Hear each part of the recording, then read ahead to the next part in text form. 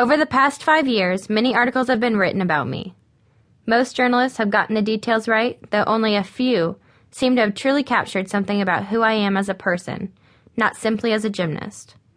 That's understandable, since most reporters have been assigned to cover a specific event or to give readers a status report on my training. I wrote Winning Balance as a way to go deeper. Though my story is presented chronologically, it is not my autobiography.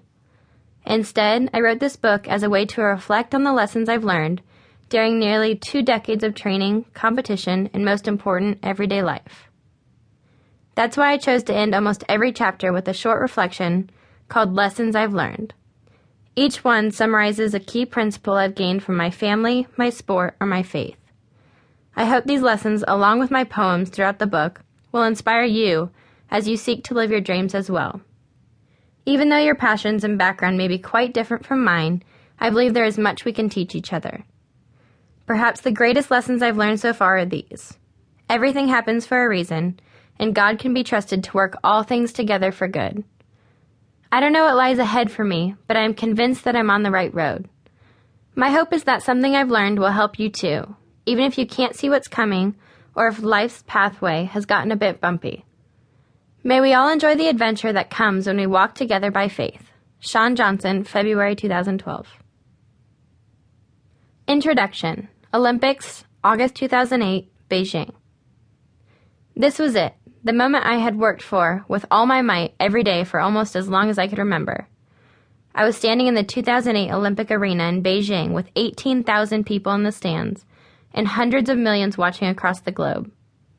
My friend and teammate Nastia Lukin was preparing to begin her floor exercise in final rotation for the women's individual all-around competition. I would follow her, and I knew I had to give the floor routine of my life. I'd set my sights on the highest possible goal, Olympic gold. The women's all-around is the most prestigious gymnastics event at the Olympics, the biggest prize of all. It was also the goal I'd had my eyes on since I knew that the Olympics were even a remote possibility. I was competing with 23 of the world's best female gymnasts, who represented 15 different countries. Just a few days before, I'd taken the top spot in preliminaries, when 98 gymnasts had been vying for a spot in the finals. To win the gold in this all-around competition, a gymnast has to get high scores in the vault, the uneven bars, the balance beam, and the floor exercise. It's called all-around because each of the 4 events showcases important and different gymnastic skills. The vault shows strength, the uneven bars display agility, the beam proves the ability to concentrate under pressure, and the floor exercise demonstrates showmanship. Most gymnasts excel in just one of these disciplines, but the best all-around is someone who excels in all of them. In the Olympics, there would be no higher honor than winning a gold right here, right now. I had arrived at the Olympics as the reigning world champion, having won the all-around in Germany the year before, when I was 15.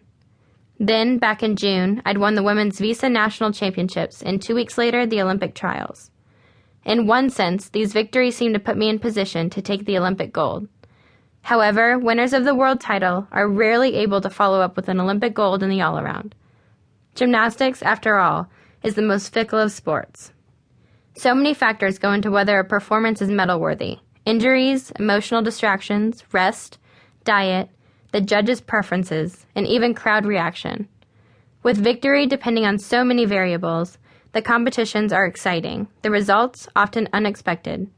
No one is ever guaranteed a win. Mary Lee Retton won this competition in 1984, and I'd been compared to her throughout the Beijing Games. There was something about my muscular energy, as opposed to the artistry of the petite, pixie-like gymnast, that caused viewers to make the comparison. To add to the pressure, I knew that somewhere up in the stands, Mary Lee was watching, and hoping I would nail this routine. I'd been told 1,000 times since we landed in China that this was my moment. All of the missed leisure time, school hours, and dates had allowed me to focus on preparing for this competition, including the floor routine that was just seconds away. Thankfully, the United States, represented by Nastia and me, in the all-around was in good shape.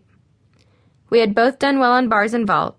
Not long before, I had given a clean performance on the beam, sticking my dismount to enthusiastic applause. Looking ahead to the floor competition, I was confident that if I hit my routine, I could win the gold.